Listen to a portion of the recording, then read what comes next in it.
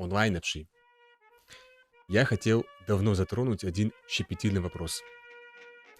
У кавказских народов стало популярным петь самовосхваляющие песни.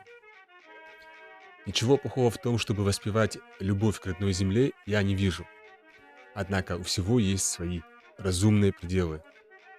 В конце концов, скромность — одна из базовых вещей в кавказской и, в частности, в адыгской ментальности.